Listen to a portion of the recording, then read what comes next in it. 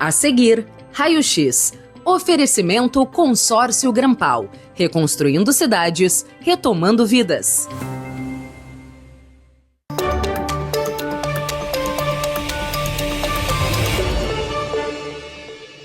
Sejam todos muito bem-vindos ao programa Raio X de hoje. Com licença para entrar na sua casa com muita informação e muita política também. Ao meu lado esquerdo, já se acostumando com a esquerda já, Arthur.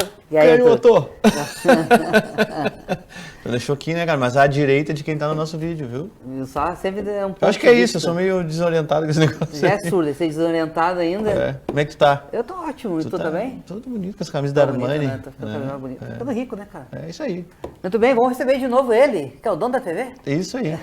Que tá aqui com a gente. Nossa, só que ele nunca ligou pra derrubar uma pauta nossa, eu não consigo entender isso. Quando a gente traz o Ustra, quando a gente traz a Mariana Lescano, o que mais? O Zuco. O Zuco, eu não consigo ver o cara que é o dono que diz, não quero esse cara na minha TV. Não, é que ele pulou ele pulou 3 páginas do Manifesto Comunista que falava sobre isso.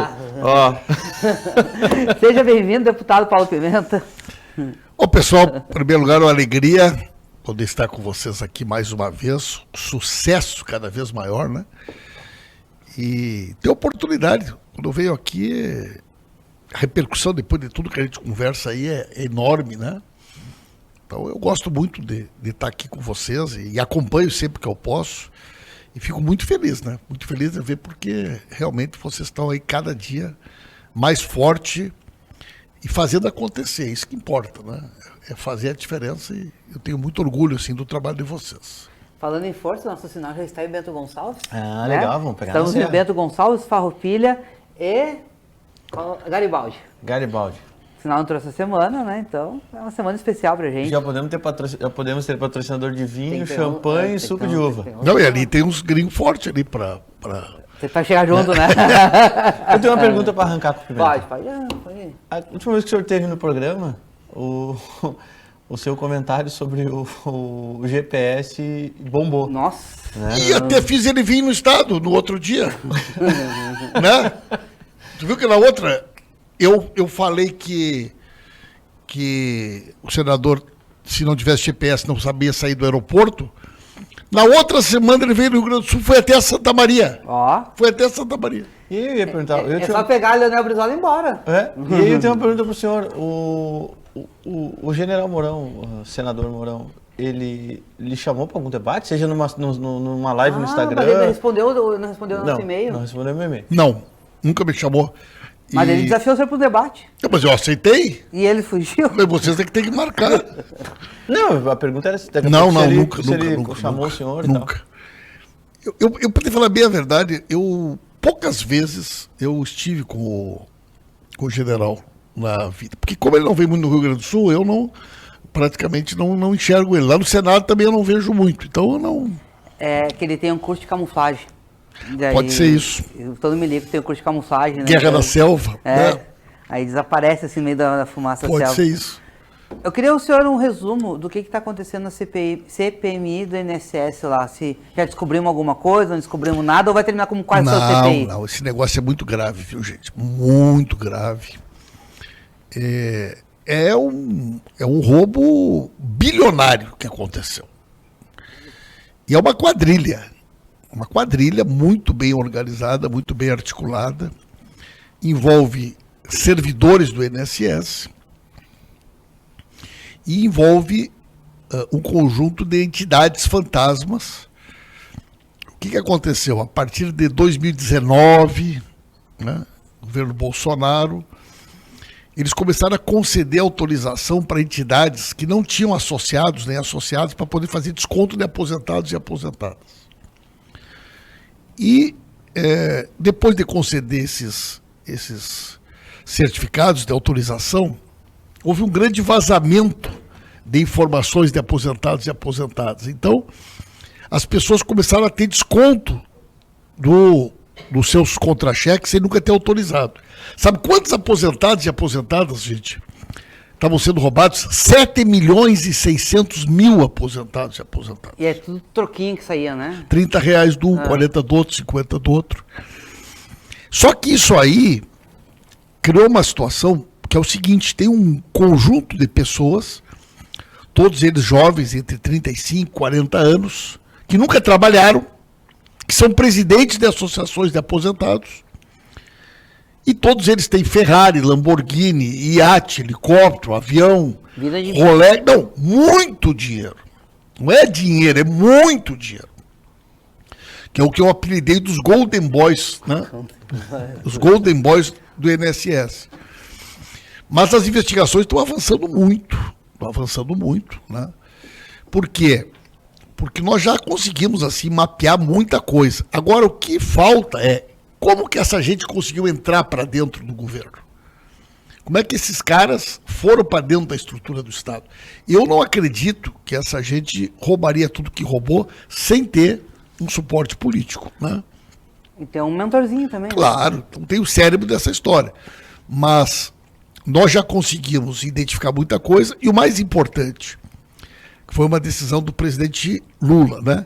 Nós já devolvemos o dinheiro roubado para mais de 3 milhões de aposentados e aposentadas. Nós já devolvemos o dinheiro para mais de 3 milhões de aposentados e aposentadas. E até dia 15 de novembro é o prazo para que as pessoas que foram lesadas poder solicitar o ressarcimento do que foi roubado. Então nós vamos devolver o dinheiro e vamos cobrar desses bilionários, né, os chamados Golden Boys.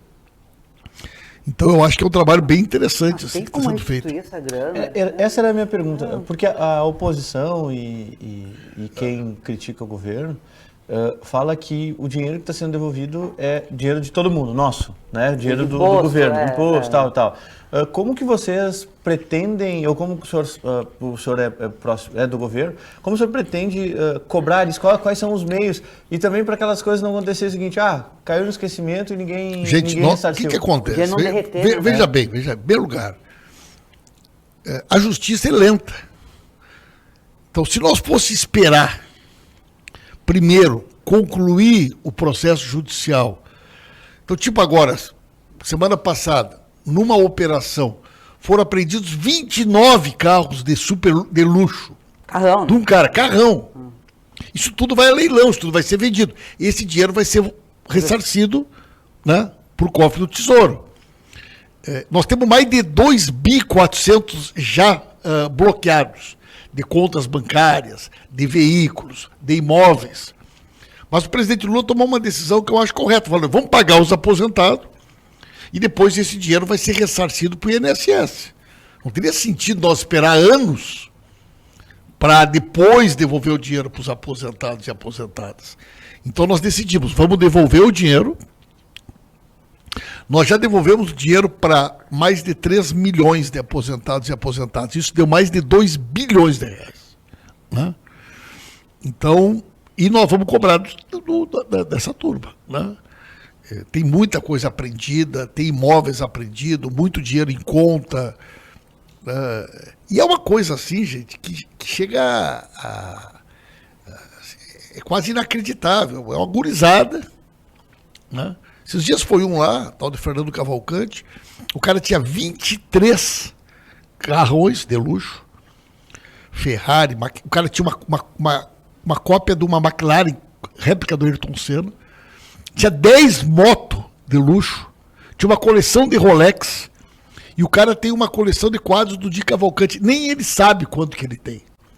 O cara chegou em Brasília em 2018 ganhando 5 mil por mês. Em 2019, o imposto de renda dele foi 119 milhões.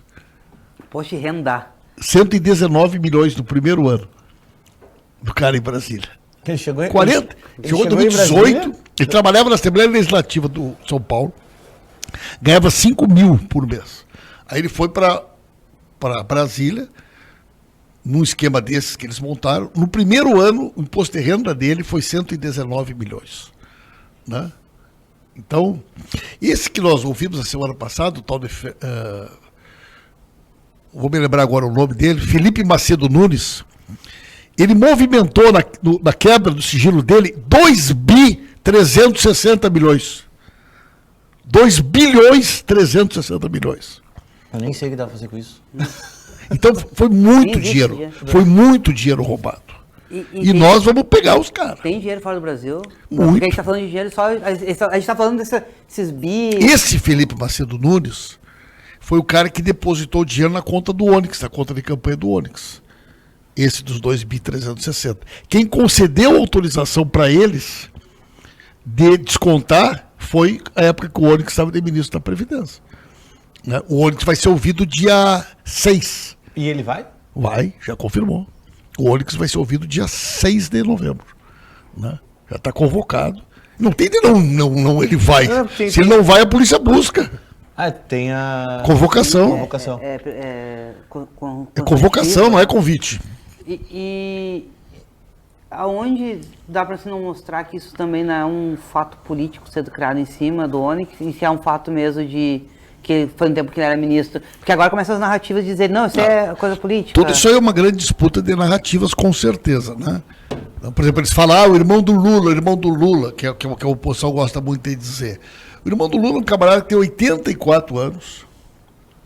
E em 2024, num Sindicato Nacional de Aposentados, fizeram uma homenagem para ele, agora em 24, e convidaram ele para ter um cargo simbólico né? O cara não tem nenhuma função administrativa, financeira, nunca ganhou um centavo. O irmão do presidente é um cara que vive numa casa de 33 metros quadrados, vive da aposentadoria dele, não tem posse nenhuma.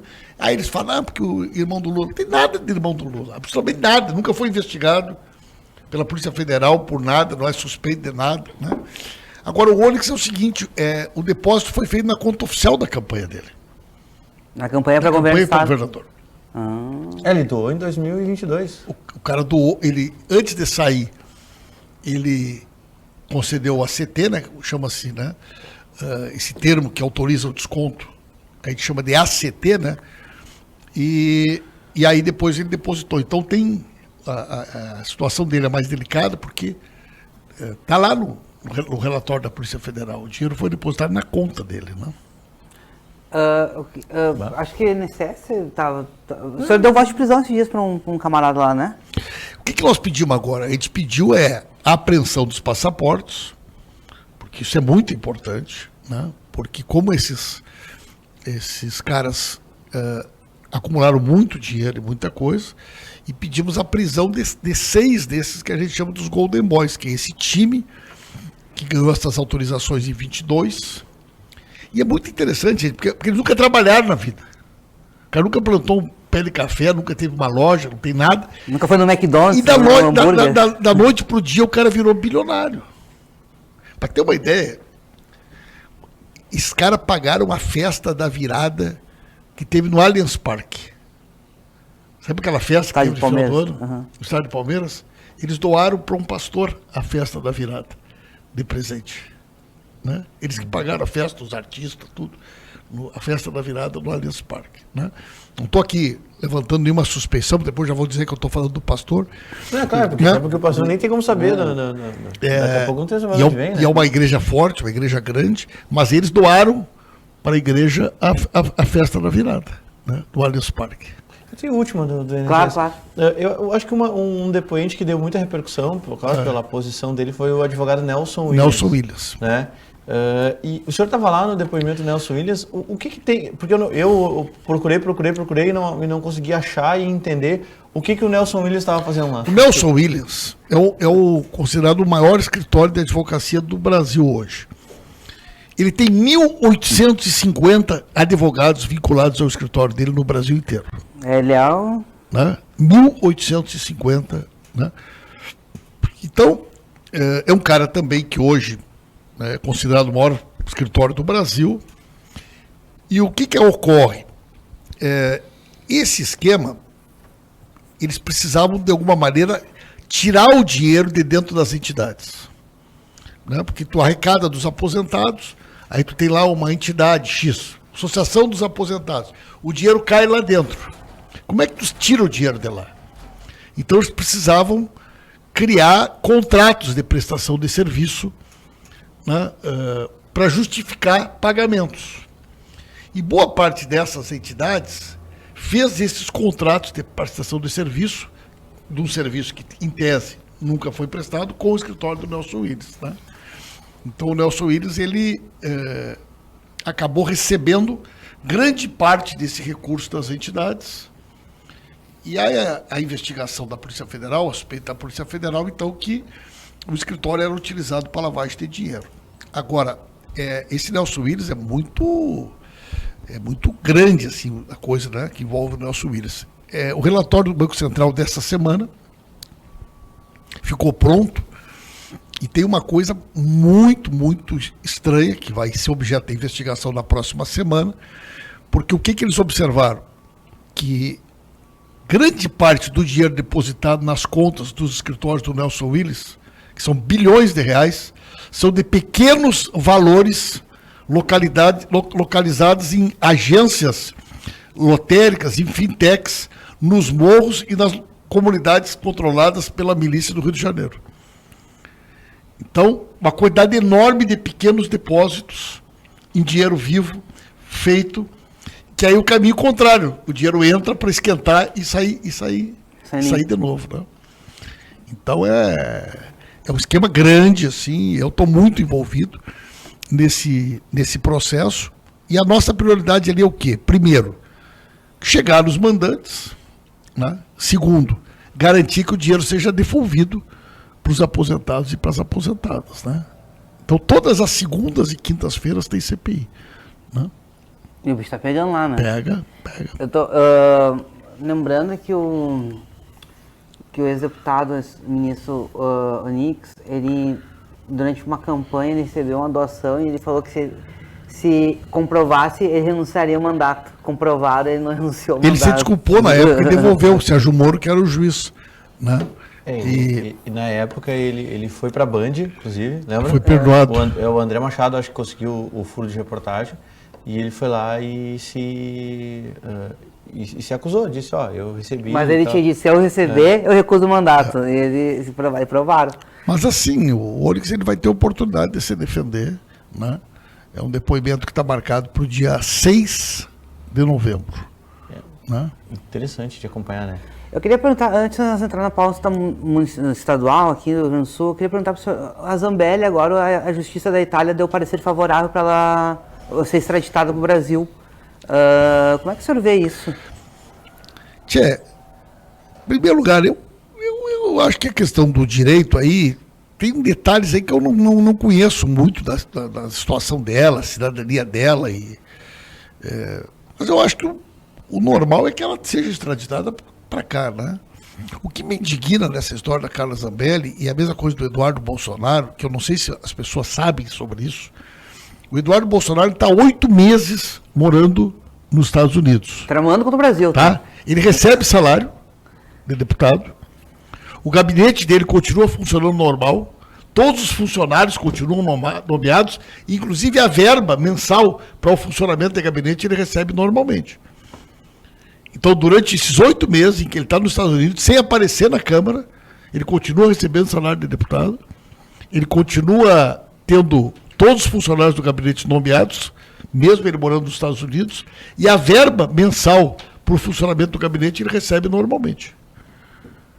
E essa semana o Conselho de Ética arquivou a denúncia contra ele. Tá, mas aí, que trabalhador que não vai trabalhar e recebe? Não, isso aí não existe em lugar nenhum do mundo. Né? É isso aí que indigna, né, as pessoas, isso aí que revolta, né, as pessoas, e que eu acho que muitas vezes contribui para essa maneira como muitas pessoas olham para a política, né? E acabam botando todo mundo no mesmo saco, né? É real isso, né? Que eu acho bizarro isso, exatamente isso. Então ele que se licencie e abra para o suplente assumir, né? Mas parece que é surreal, porque é o Estado, é o nosso Estado alimentando o cara que está tramando contra o nosso Estado. Não faz sentido nenhum, né? E falando nisso, a aproximação do presidente Lula, só que é muito próximo do presidente, com o Trump agora, botou água no chope de muita gente? Total, né? E o presidente Lula, ele teve muita coragem nesse processo, né? Trancou o pé e não tem, né? E muita gente, inclusive o governador Eduardo Leite aqui, o Eduardo Lento, foi um dos primeiros de dizer que o Lula não podia manter essa postura beligerante com relação ao Trump, né? Tipo assim, queria que o Lula regasse pro Trump, né? E o Lula nunca recuou 1 milímetro. O Lula falou, não, o Brasil é um país soberano, né? Nós vamos falar de igual com os Estados Unidos, nós não vamos, né, nos abaixar para os Estados Unidos. E talvez tenha sido exatamente isso que fez com que o Trump respeitasse o Brasil como o Brasil tem que ser respeitado. E o encontro, né, com certeza abriu as portas agora para que a gente possa fazer essa renegociação das tarifas. Eu não tenho nenhuma dúvida que nós vamos restabelecer a normalidade da nossa relação com os Estados Unidos. Os Estados Unidos precisa muito do Brasil, né? E para nós, evidentemente, que esse mercado interessa muito. E eu acho que o presidente Lula ele deu uma demonstração de soberania, de altivez, né? E se Deus quiser, nós vamos sair desse processo muito mais fortalecido na nossa relação. E vejam bem, em função disso, o que aconteceu também? Ampliou muito outras alternativas de mercado para nós. Você sabe que eu tive recentemente na China, né? 75% da soja que a China compra hoje é do Brasil. Né? Quer dizer, praticamente parou de comprar soja dos Estados Unidos. Então o Brasil também soube aproveitar essa situação abrir mercado, para abrir novos mercados, né? Especialmente para nós aqui do Rio Grande do Sul. Olha, para vocês terem uma ideia, assim, né? De tudo que o Brasil, que o Rio Grande do Sul exporta,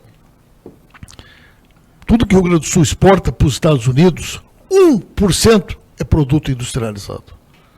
1% é produto industrializado. Então, para nós aqui, quer dizer, o grande mercado hoje do nosso agro é a China, é a Comunidade Europeia e o Oriente Médio, né?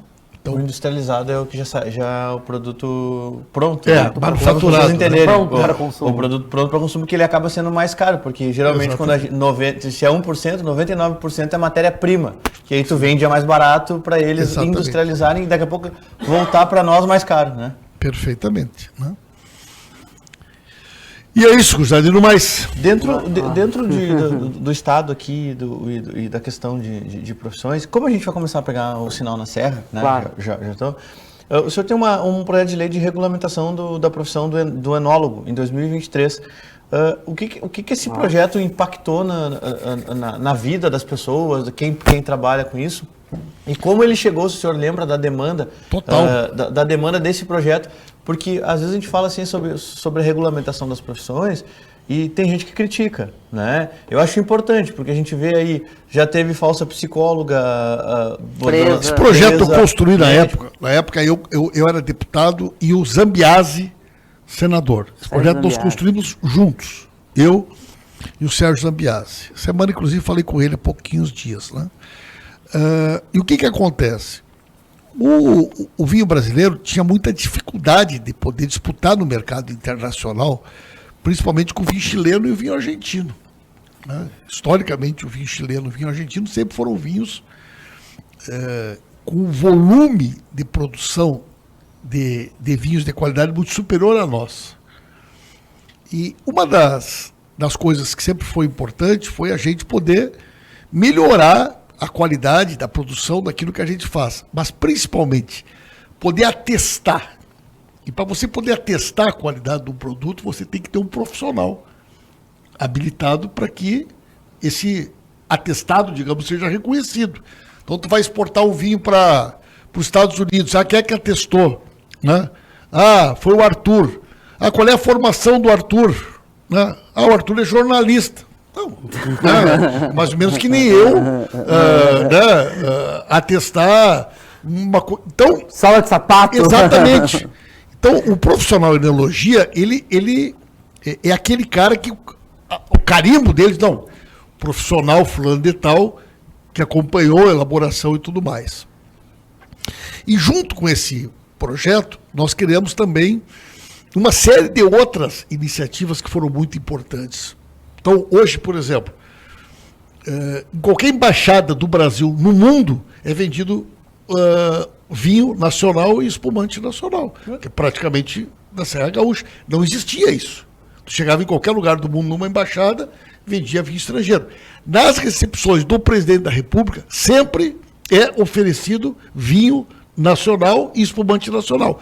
Tudo isso foi fruto desse projeto que nós construímos na época, né? Eu e o senador Sérgio Zambiase. Então, foi um projeto muito importante, na época com o Ibravin, que era o Instituto Brasileiro do Vinho. Nós fizemos um trabalho grande aqui no estado do Rio Grande do Sul. Eu gosto muito desse tema, né? E foi uma pauta assim, muito importante para a economia do estado. Eu queria virar a pauta, Arthur, porque semana passada a gente deu uma notícia que o governo federal acabou entregando mais casos aqui da questão do compra assistida.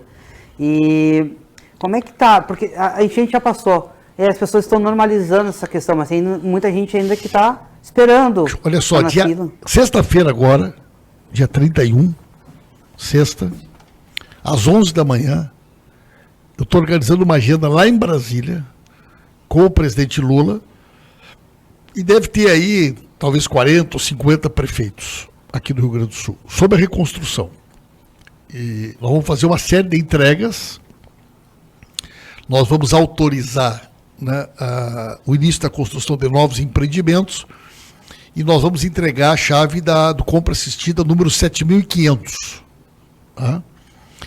Entre imóveis que estão sendo construídos, Diego, e imóveis já entregues, nós temos hoje 20 mil unidades no estado do Rio Grande do Sul. Se nós considerar que cada imóvel tem um preço médio de R$200 mil, nós estamos falando de 4 bilhões de reais. 4 bilhões de reais já investidos na construção de novas moradias do Rio Grande do Sul, no processo da reconstrução, né? E tem muita coisa ainda sendo feita. Eu acho que essa questão das moradias hoje é o nosso maior desafio. Agora, vejam bem como é que essa coisa funciona.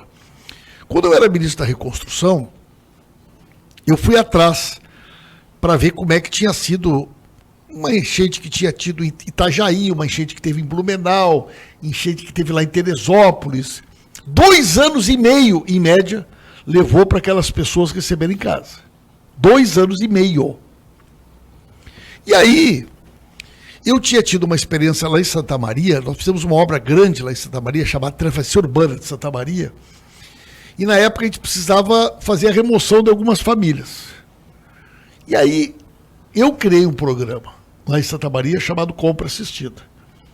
Como é que era esse programa? Nós pegamos o DENIT, pegamos a Defensoria Pública, pegamos o Ministério Público Federal e nós ajudávamos as pessoas a encontrar uma casa e nós comprávamos a casa e a casa era repassada direto para a pessoa.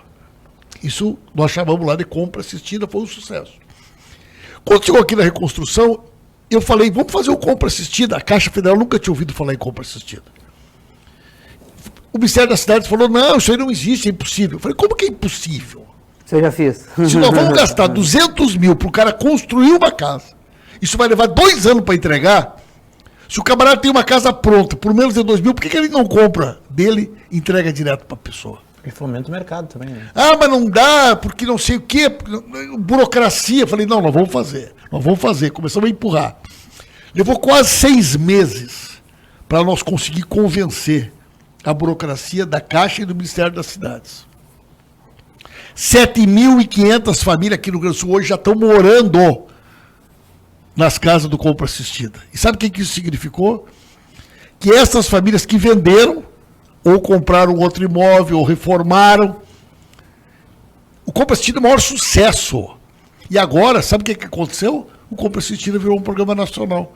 Se der um BO lá no norte... Não é só isso, a Caixa vai fazer um programa para as pessoas poderem comprar casas prontas. Porque acaba sendo mais fácil tu comprar, e mais rápido, comprar Arthur, casa do que construir um complexo habitacional. Meu irmão, olha só, tu já tem o esgoto, tu já tem a luz, tu já tem infraestrutura. Eu visitei agora aqui em Canoas um prédio esses dias, tinha 80 famílias do compra assistida. Ali da roça ali para trás da arena do Grêmio ali, esses dias eu visitei, tinha 32 famílias, tinham 32 apartamentos vazios num prédio, com toda a infraestrutura, né? Então, o compra assistida é o maior sucesso, esse programa. E agora o governo federal lançou essa semana um outro programa. Esse vai ser um golaço, gente. Esse aí vai ser um golaço, que é uma demanda do trabalhador, da trabalhadora, que é dinheiro barato para reforma da casa. A pessoa pode pegar de 5 mil a 30 mil, um processo totalmente simplificado. A pessoa vai poder comprovar na Caixa com antes e depois. Ela vai tirar uma foto. Então o cara quer fazer um banheiro, quer fazer um quarto, quer dar uma melhorada na casa dela, arrumar uma cozinha. Hoje tu não tinha uma linha de financiamento. E o presidente Lula sempre falava nisso. Então nós criamos um programa, foi lançado agora, essa semana, que é um programa para reformas, pequenas reformas em casa. A pessoa pode tirar de 5 a 30 mil, dependendo da faixa de renda dela. E esse programa nós queremos utilizar exatamente para isso, né? 100 mil. E até 100 mil. Eu sabia que era 30. Mas eu gosto desse até 30 mil, porque eu juro barato. Então o cara, o que acontece? O cara mora aqui em Eldorado. Aí tem a família lá hoje. Ele quer fazer um quarto no fundo da casa. Como é que ele faz? Quer fazer mais um banheiro. Um puxadinho pro cunhado. Né? Pro cunhado. A filha casou. Veio o Diego da vida lá querer morar na casa. Faz um quarto no fundo. A mãe que recebe todos os meus tios lá. Faltou esse projeto quando nós tínhamos na Casa 4. A cavalhada ali? Faltou. Né? Mas se tivesse esse programa naquela época, não ia ter mais nem lugar ali na cavalhada, de tanta obra que teria sido feita ali na Coab, né? Mas esse programa é um baita programa, porque ele vai ter um juro muito barato e simplificado. E a garantia é a própria casa. Então, não vai ter toda aquela exigência que existe hoje para a pessoa pegar o dinheiro, né? Então, eu acho que esse programa aí da reforma é um programa que vai ser muito bem recebido e eu acho que vai ter uma repercussão muito positiva. A gente tem bastante pauta para falar aqui. Uma das pautas que eu queria tratar aqui, Arthur, também, quando o prefeito Ayrton de Canoas esteve aqui já 2 vezes no programa, eu sempre achei que o maior desafio dele era reconstruir a cidade. E ele nunca botou, esse é o meu maior desafio, é ajeitar a saúde de Canoas. Que era a grande preocupação do prefeito Ayrton, né? Essa semana ele teve lá visitando o senhor, ele levou uma comitiva inteira, né? Canoas, gente, foi a cidade do estado. Proporcionalmente, Eldorado foi mais atingida. Mas Canoas é uma cidade muito maior. Então os problemas são muito maiores, né? Por exemplo, famílias que receberam o auxílio emergencial. Sabe quantas famílias receberam o auxílio emergencial em Canoas? 97 mil famílias. Sabe quantas empresas receberam dinheiro subsidiado do governo federal em Canoas? Mais de 3 mil famílias. Né? Moradias em Canoas. Nós vamos agora para 4.600 casas entre novos empreendimentos e compra assistida. Nós vamos lançar agora, nos próximos dias, o maior Minha Casa do Brasil em Canoas, e não vai ser apartamento, é casa, 1.500, num empreendimento. No outro que eu quero ver se o Lula assina agora, dia 31, são 700 casas. Já chega os contratinhos com o Lula assim, Lula. Claro. Chegar na cara do gol. Ô, Lula, aqui. E o que acontece, gente? Isso é um tema que eu estou acompanhando muito de perto, certo? A saúde da região metropolitana, a saúde de Porto Alegre, e as pessoas sabem que eu repito sempre, para mim, saúde é a prioridade do meu trabalho. A saúde da região metropolitana, a saúde de Porto Alegre, ela está colapsada. Ela está colapsada por vários motivos. A fila de espera, a maneira como as coisas funcionaram, né? E parte disso se deve, na minha opinião, sobre uma mudança de política do Eduardo Lento, né? Mas parte foi o quê? A enchente, ela atingiu muito Canoas. Né? Canoas é a única cidade que eu conheço que tem 3 hospitais públicos. Ela tem o Hospital Universitário, que era o antigo Hospital da Ubra, ela tem o Gracinha e ela tem o Pronto Atendimento, o Pronto Socorro. Não tem cidade que tem 3 hospitais públicos. Então o que acontece? O antigo Hospital Universitário, que é o Hospital da Ubra hoje, Diego, ele está com 300 leitos fechados. É uma demanda muito forte, né? Esses 300 leitos fechados lá, o que acontece? Eles estão vindo para cá. Eles estão vindo para Porto Alegre. E Canoas recebe pacientes de 44% dos municípios do estado. Né? A quantidade de gente que é atendido, era atendido e é atendido em Canoas, então não é um problema de Canoas, é um problema do estado, da região metropolitana e principalmente da região sul. Então esse leito que não existe em Canoas, ele superlota o sistema de Porto Alegre. O Conceição, a Santa Casa, né? Quer dizer, os hospitais da região metropolitana é que sofrem. E nós estamos construindo uma solução, e eu estou muito confiante, e eu quero, até o final do ano, ter uma solução, certo? Para reabrir os 300 leitos do Hospital Universitário de Canoas. Isso significa o seguinte, um novo hospital na região metropolitana sem precisar construir um hospital.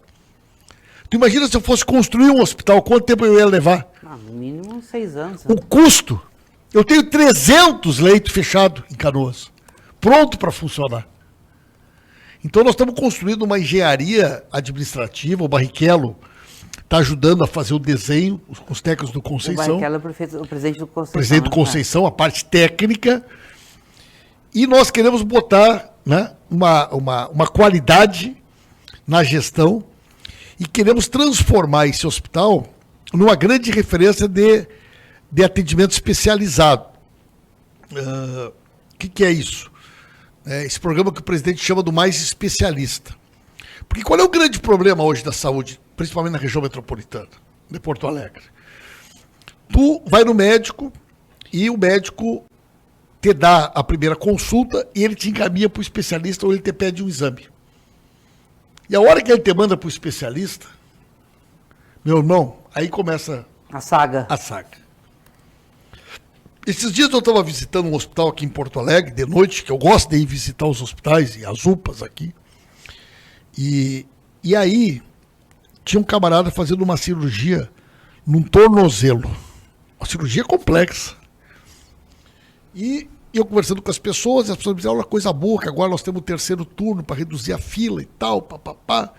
Eu falei, tá aí, esse paciente estava esperando há quanto tempo? 5 anos. Imagina, calcificou já. Fazia 5 anos que o camarada estava na fila para fazer a cirurgia.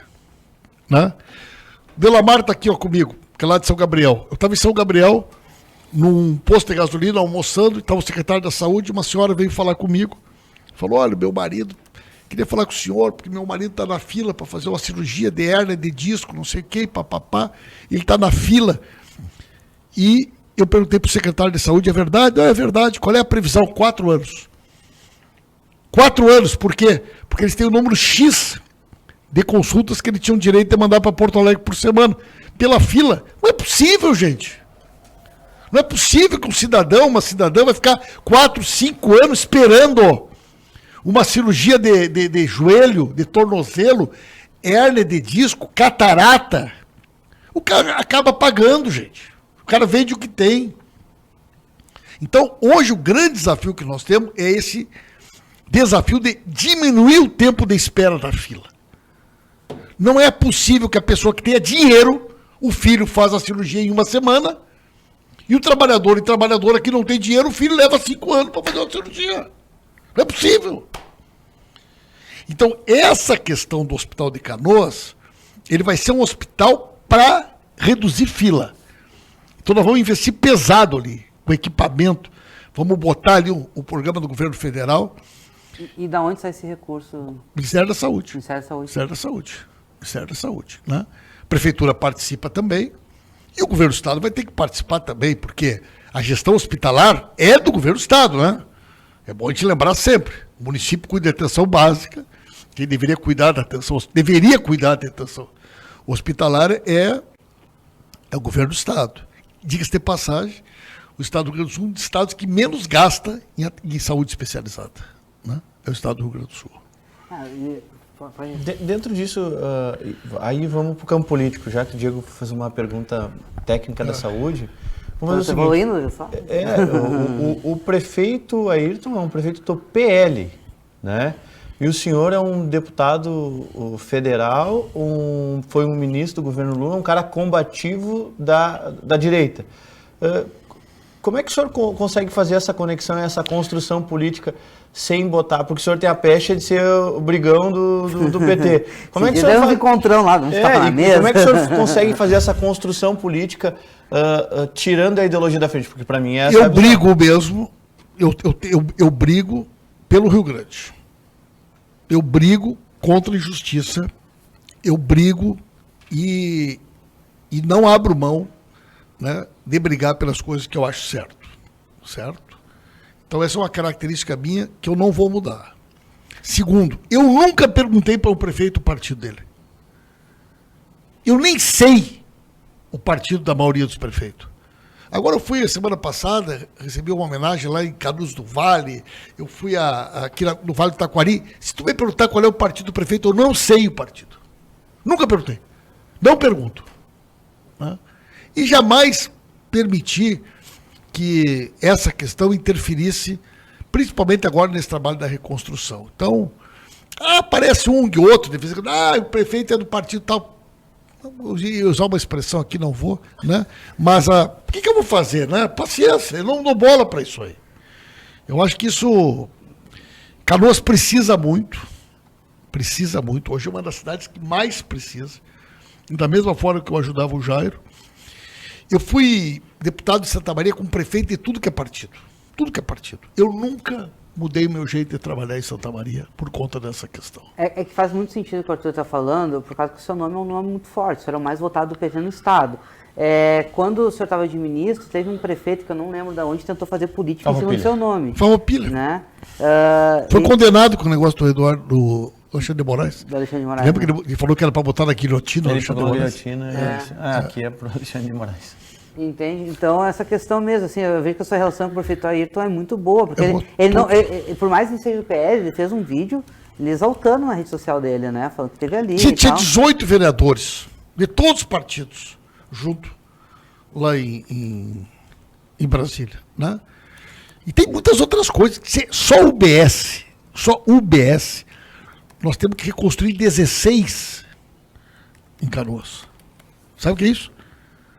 Da UPA, das 4 que tinha, 3 ficaram embaixo d'água. Com os equipamentos novinhos, com tudo. Nós praticamente tivemos que reconstruir a quantidade de escola, de unidade de saúde, né? De casas. Então, Canoas é uma cidade que precisa muito, assim como Eldorado, né? E, tecnicamente, a UBS que é a responsabilidade do município, porque Exatamente. é a unidade básica de saúde. Exatamente. Só que ninguém bate na porta do governador. Até porque nem chega no governador. Todo mundo bate sabe onde o prefeito mora. O Maranata falou que... Exato. O Ayrton veio aqui e nos contou um fato que ele estava com problema com a EGEA, né? Não, com a EGEA não, perdão. Com a Equatorial. Faltou luz na casa dele, na rua de trás, não sei o quê. E as filhas dele ligaram, pai, não vem para casa que tem um protesto aqui na frente. Aí ele disse assim, não, beleza. Quando veio, o Ayrton estava lá protestando junto com ele. Gente, eu vou dizer com vocês. Isso que eu vou contar aqui para vocês, aconteceu comigo. Né? Eu sempre fui totalmente contrário a esse negócio dessas empresas que privatizaram luz, água, não ter ponto de atendimento presencial. Isso, eu acho um absurdo isso aí. Um absurdo isso aí. Nós estávamos em Santa Maria, na prefeitura, não tinha luz, eu era secretário-geral de governo, eu ligava para um 0800 e os caras me atendiam na Bahia. A central de teleatendimento dos caras era na Bahia. Eu tentando falar com os caras para ver uma forma emergencial de retomar a ligação da energia em bairros da minha cidade. Eu era o vice-prefeito, secretário-geral do governo, e eu só tinha contato com eles através de um 0800 e a pessoa me atendia na Bahia. Eu dizia, alô, tá? A pessoa falava comigo, dizia, Santa Maria da onde? Né? A pessoa não sabia nem com ele que estava falando comigo, gente. É um absurdo isso aí. O cidadão que precisa esclarecer uma conta, uma dúvida, para onde que tu liga, para onde que tu reclama. Ninguém fala. Né? Então eu sou totalmente contra esse negócio de não ter ponto de atendimento presencial da empresa concessionária de prestação de serviço. Falta um projeto de lei disso, né? O nome do prefeito de Farroupilha é o Fabiano Feltrin. Né? Que ele... Só que ele não esperava que o Pimenta também estava gravando. Ele gravou a ligação brigando. Foi tu ali, né, Guto? E o Pimenta contra-gravando também. Então. Eu liguei pro cara de forma absolutamente educada. Né? O cara deu uma entrevista reclamando. Eu liguei para ele e falei, prefeito, Estou aqui à disposição. O que tá O senhor faltando? está precisando de alguma coisa? Não, tá ligando. Não, estou ligando para o senhor para botar o trabalho à disposição. E se o senhor estiver precisando de alguma coisa, eu não encontrei aqui nenhuma solicitação de vocês. Então, eu gostaria de saber se o problema é aqui ou se foi aí. Ele está né? reclamando e não tinha feito Não solicitação. tinha nenhuma solicitação. Né? Então, aqui o atraso. Eu digo, não, mas não tem nenhum pedido aqui. Não, tu quer não sei o quê, porque não, da hora que nós precisamos. Não, amigo, eu não estou. Tô brigando. Eu estou dizendo para vocês é que eu quero ajudar, mas eu estou aqui com o sistema aberto, não tem nenhum pedido de vocês sobre nada. É que nem aquela pessoa que reclama da prefeitura, que não tapa os buracos, mas não parou, não fez uma foto e mandou para a prefeitura. Não tem como saber, né? Vamos entrar no campo político agora, nos minutos finais, Arthur. Já? É claro. Vai acabar. Já tá- Meu, o cara é o dono da TV, Tem velho, compromisso, tem que dar- o cara tem compromisso, tá Bom. cheio de assessor aqui. O cara é dono da TV, tem que dar mais tempo para ele. Faz dois. Ô, Pimenta, olha só. Há 3 semanas atrás chegou um vídeo em mim que eu publiquei que tu vai num encontro ali na cidade de Nova Santa Rita. Nova Santa Chegou em Rita. ti esse vídeo ali, né? Chegou. Que tu fala que, olha, eu estou à disposição do presidente, se é que vinha governador, eu venho, se é que vinha Senado. A gente sabe que tem ali um caminho que o Edgar hoje é pré-candidato ao governo, né? Deixa eu falar para vocês. Eu queria que você, né? Como é que acordou? Falar de forma muito transparente sobre isso, tá? Primeiro, eu não vou. O PT tem um trauma aqui no Rio Grande do Sul. Esse trauma do PT é originário de uma famosa prévia, o Livre Tarso. Sim. Nós tínhamos a Prefeitura de Porto Alegre, nós tínhamos o Governo do Estado. Aconteceu aquela prévia, e a partir dali nós perdemos o Governo do Estado, perdemos a Prefeitura. Então, eu não vou jamais protagonizar um processo de disputa que leve o partido para um ambiente de hostilidade, de coisa dessa natureza, certo? Então, o PT no Rio Grande do Sul sabe que o meu nome está à disposição. Agora, eu não vou disputar com ninguém, certo? Não vou disputar com o Edgar e muito menos com o Paim. O senador Paulo Paim é uma instituição. O senador Paulo Paim é uma pessoa que tem uma história. Vocês imaginem se eu, Paulo Pimenta, vou querer entrar numa disputa para derrotar o senador Paulo Paim dentro do PT para impedir que ele seja candidato. Eu só serei candidato a senador se o senador Paulo Paim não for candidato e ele me escolher como sucessor dele. Eu só serei candidato ao Senado se eu for o candidato do Paim. Se ele decidir que ele vai ser candidato, eu vou ser o primeiro a estar na linha de frente da campanha dele. Né? Então, não existe hipótese de que eu, Paulo Pimenta, vá promover algum tipo de disputa dentro do PT com relação à indicação para ser candidato a governador ou senador. Se eu for candidato, vai ser porque houve uma construção consensual para que eu seja candidato a uma vaga dessa chapa majoritária. Né? E as coisas estão acelerando, estamos chegando perto do final do ano. Eu acho que isso tudo aí tem que se resolver, né? Mais tardar até novembro, início de dezembro. Né? E acho que está muito aberto o desenho aqui, né? Vocês estão acompanhando muito de perto, mas está tudo movimentando aí na volta, né? Sim. Nesse desenho. Só para contextualizar o que o deputado federal Paulo Pimenta fala, na época dessa prévia, o Tarso Genro era prefeito de Porto Alegre e o governador era o Olívio Dutra. E tem um racha no PT, O Tarso renunciou à prefeitura. Renunciou à prefeitura. Derrotou o Olívio na prévia. E perdeu a eleição para governador. E eu não tiro a minha responsabilidade, porque eu era uma pessoa que já participava muito da vida partidária, mas eu Paulo Pimenta, reconheço que foi um dos maiores erros que nós cometemos na história do PT do Rio Grande do Sul ter realizado aquela prévia. E eu jamais vou permitir que um erro como aquele seja repetido. Que é a eleição que elege Germano Rigoto, que arranca com 1% de possibilidade de ser eleito governador. Numa divisão que não precisava ter existido, tecnicamente. Essa questão ali, a gente é muito próximo da Juliana Brizola, né? Como que o senhor viu essa questão que aconteceu com ela na última semana, esse indiciamento dela na Polícia Civil, negócio da avó? Era uma coisa pessoal, não política, né? Mas respinga no político. Gente, olha só, eu acho um negócio, assim, eu vou ter que falar assim, eu acho que foi uma baixaria, eu acho que foi uma sacanagem que fizeram com a Juliana, como poucas vezes eu vi aqui na política do estado do Rio Grande do Sul, certo?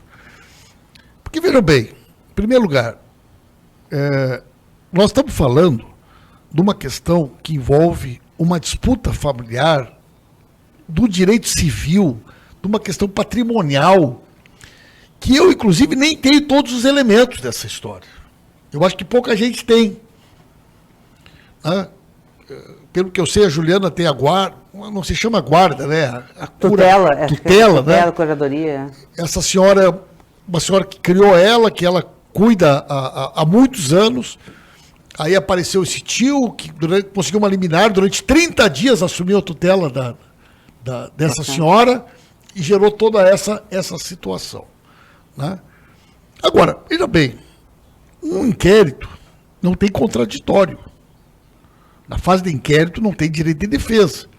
O inquérito ele é o quê? Uma opinião de um delegado ou de uma delegada, certo? As pessoas vão ter direito de defesa. Aí o delegado faz o relatório, o Ministério Público diz, tem elementos aqui para abrir um inquérito.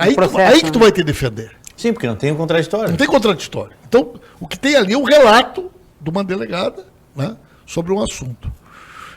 Bueno, isso aí foi instrumentalizado de uma maneira que veio a público já com um julgamento e dizendo o seguinte, olha, denúncia contra a Juliana inviabiliza a possibilidade dela ser candidata. Como assim, gente?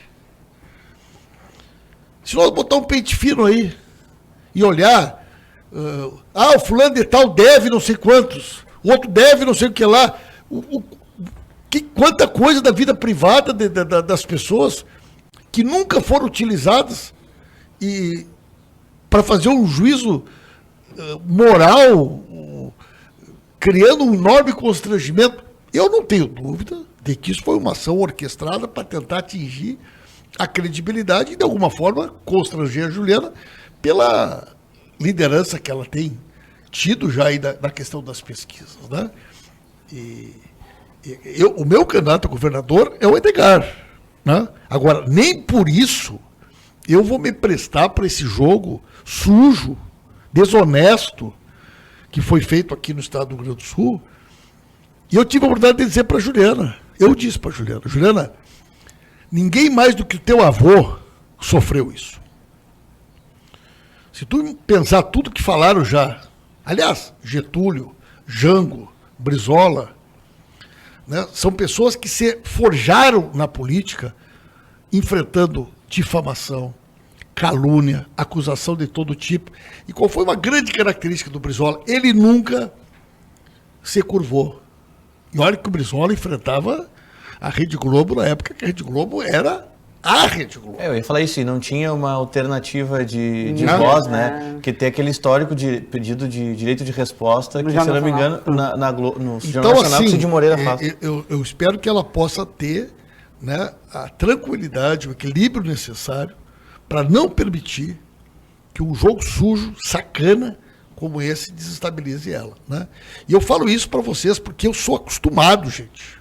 Eu sou uma pessoa que eu enfrento todo tipo de fake news todos os dias. Eu estava em Santa Maria, na noite do velório da Boate Kiss, quando disseram uma fake news de que eu era o dono da boate. Ah, tem isso. Além de TV, o senhor... A Carla Zambelli e a Bia Kicis. Na época elas tinham um site chamado Revoltados Online, junto com o tal do Marcelo Reis. A primeira vez que eu ouvi falar em Carla Zambelli e Bia Kicis, na minha vida, eu estava no velório, lá em Santa Maria. 242 pessoas tinham morrido, jovens, meus amigos, familiares. A minha mãe, já tinha lá 80 anos, me liga desesperada, porque as pessoas começavam a ligar para ela, dizendo que estavam assustadas, porque estava sendo divulgado que eu era o dono da boate Kiss. Eu nunca tinha entrado na boate, eu não conhecia os donos da boate. Eu poderia até conhecer, mas não conhecia.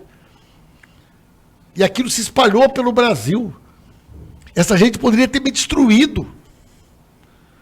Se eu não tivesse capacidade de resistência, de reação e capacidade de resposta, Eles tinham me destruído por causa de uma fake news como essa. Vocês imaginam uma fake news como essa, Nossa, gente? é pesado, eu não sabia essa Né? história.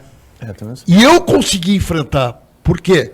Por uma questão de personalidade também, da minha maneira de ser, de não me abater com relação, né, a coisas que eles fazem. Então eu sou acostumado a enfrentar fake news. E essa gente é muito suja. Essa gente é muito suja.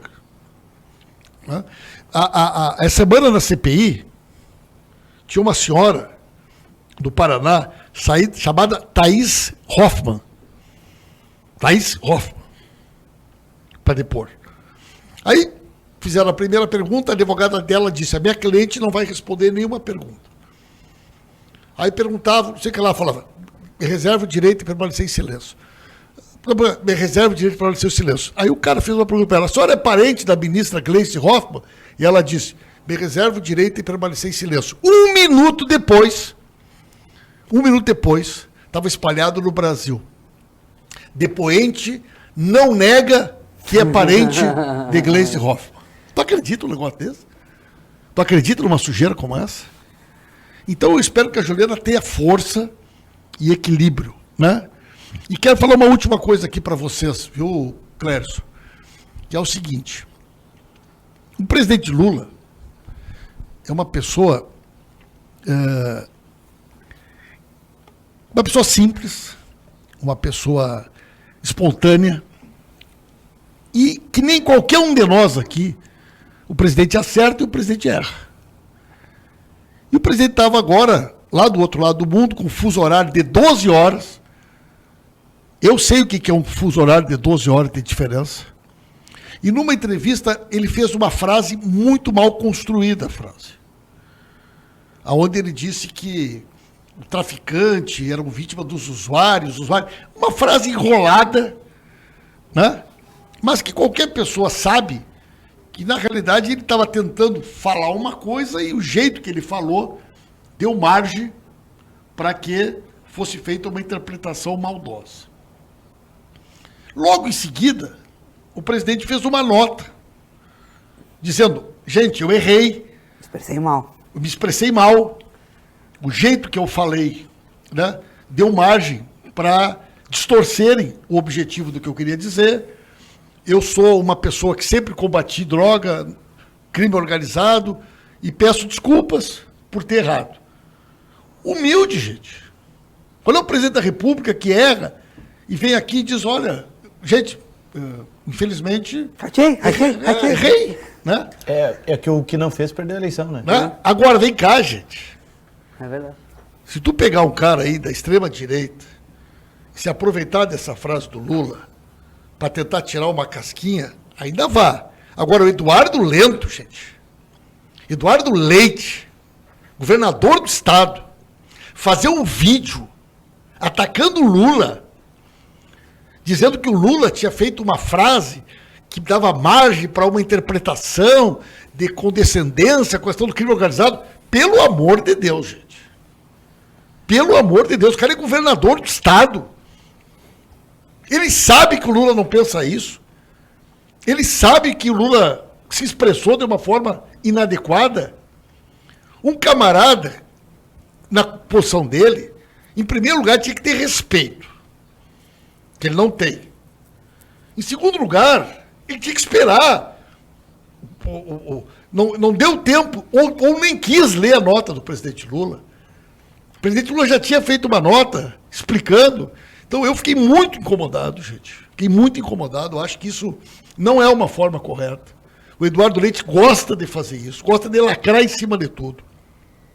Já tinha feito isso na história do Donald Trump, quando ele defendeu que o Lula tinha que se ajoelhar para o Donald Trump. Mas tomou um enquadro aqui na Expo Inter e ficou E agora está aí de novo, né? Tentando lacrar, sempre tentando tirar a casquinha em cima das coisas, como se ele fosse o dono da verdade, como se fosse o único que...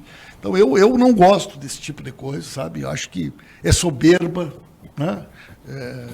É uma falta de respeito com...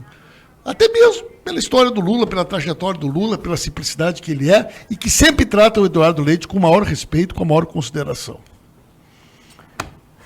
Bom, deputado, acho que foi forte a declaração, já temos uns bons cortes aí que vai repercutir. A última vez que ele esteve aqui repercutiu o GPS no mundo todo que a gente viu. Quero agradecer a sua presença. Não, os amigos meus perguntaram, o que tu tá fazendo aí com o Pimenta? Eu disse assim, cara, não sei, não vi. Foi esse mesmo corte. Foi só a pergunta do GPS. E não cortaram o nosso GPS, né, deputado? Não. Acabou que não cortaram, né? Mas aí já o governo brasileiro já está desenvolvendo o nosso também, né? A gente corre na frente também, né? Não, gente, eu sinceramente, aquilo ali, aquela oportunidade, foi no auge ali da coisa dos Estados Unidos, né? Tudo inflamado, né? Os caras vão cortar isso, os caras vão cortar aquilo. Gente, era o Eduardo Bolsonaro, na época, agora o outro defendendo que bombardeasse no Venezuela? barco no Rio de Janeiro. Ah. A Baía da Guanabara, se não me engano. Aliás, tem que ficar atento com essa história aí dos americanos aí na volta aí, querendo brigar na Colômbia, na volta toda aí. Né? Estão descendo, né? Estão descendo. E a última vez que eles desceram... Só quem não pode descer é o Inter, Diego. Nem me fala. Vamos trocar de pauta, vamos falar de outra coisa, de música, sei lá, que eu não tô nem saco esse time já. É que o senhor deixou um recado final pra turma aí, mas esse negócio, a última vez que os americanos desceram, a gente viveu 20 anos de ditadura militar. É perigoso isso, hein? Agradecer a vocês, né? E eu gosto de vir aqui porque é a oportunidade que eu tenho também de falar as coisas da maneira muito clara, da maneira que eu penso, né? E é bom, o povo tem que saber o que a gente pensa. E tem que saber pela nossa boca, senão isso reduz também a chance das fake news. Ah, o Pimenta disse isso. Não, o Pimenta disse isso, está dito que eu disse. Né? É só cortar e distribuir. Isso é forte. Bueno, Arthur, Um abraço. Encerramos? Isso aí. Então, Muito bom o programa, né? Muito bom o programa e até o próximo. Isso aí. Até a próxima. Lembrando que o Ronda Popular a partir das 20 horas, tá bom? E o nosso programa reprisa todo santo dia, hoje, né? Não é diferente. A partir das 11 da noite, você pode ver de novo o Pimenta, ver o rostinho bonito do Diego e o meu sorriso bonito, né? Manda um beijo pra tua sogra que não mandou. Ah, minha sogra, o Pimenta, minha sogra e a mãe do Diego, elas não têm dia que não estão olhando o programa. Esse cabelo aí, Arthur, é natural ou é pintado? É natural. Tem certeza? 3 shampoo e o Carina, sabe? Tem o alguma laque? coisinha aí podia fazer propaganda pro negócio do Tem uma tintura né? aí. Da tinturazinha aí, né? É sério, cara. É natural. Faz um merchandising. Viu? Tá ensinando a faturar, viu? Sabe? Faz um merchandising. O que é que o produto que tu tá usando ficou legal? Viu, Diego? Né? Já é o segundo que elogia meu penteado. Ficou bonito mesmo. Voltamos pro próximo Raio X. Tchau.